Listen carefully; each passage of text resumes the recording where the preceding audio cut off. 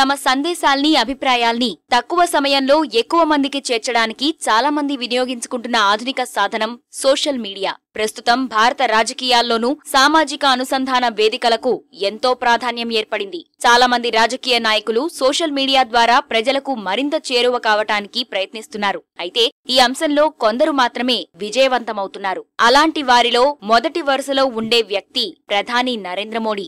గత ఎన్నికల్లో సోషల్ మీడియాను సరైన పద్ధతిలో ఉపయోగించుకోవటంలో తనకు తానే సాటి అని నిరూపించుకున్న మోడీ తాజాగా ఫేస్బుక్, ట్విట్టర్లలో దూసుకుపోతున్నారు.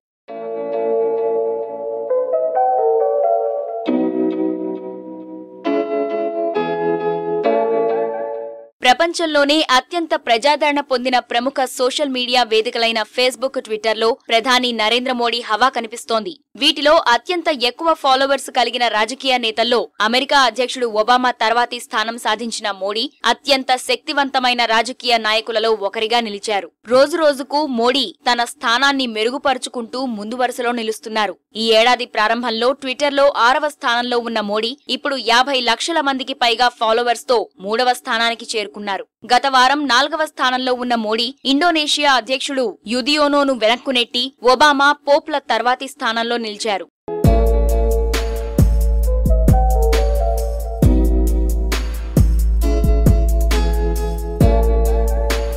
మోడీ ట్విట్టర్తో పాటు ఫేస్బుక్ లోనూ తన హవా కొనసాగిస్తున్నారు. ప్రస్తుతం ఫేస్బుక్ లో 18.9 మిలియన్ లైక్లతో 2వ స్థానాన్ని సంపాదించారు. ప్రస్తుతం మొదటి స్థానంలో ఉన్న అమెరికా అధ్యక్షుడు ఒబామాతో పోటీ పడుతున్నారు. ట్విట్టర్, ఫేస్బుక్ లలో మోడీ పెట్టే ప్రతి సందేశానికి క్షణాల్లో వేలాదిగా ప్రతిస్పందిస్తున్నారు. ముఖ్యమంత్రిగా ఉన్నప్పుడు గుజరాత్ లో చేసిన ప్రతి అభివృద్ధి కార్యక్రమాన్ని సోషల్ మీడియా ద్వారా తక్కువ సమయంలోనే ప్రజలకు చేరువ చేసిన మోడీ ఇప్పుడు అదే పద్ధతి అనుసరిస్తున్నారు. రాబోయే కాలంలో అమెరికా అధ్యక్షుడు ఒబామాను వెనక్కు నెట్టి ఫేస్బుక్, ట్విట్టర్లలో మొదటి స్థానంలో నిలిచినా ఆశ్చర్యపోనవసరం లేదు.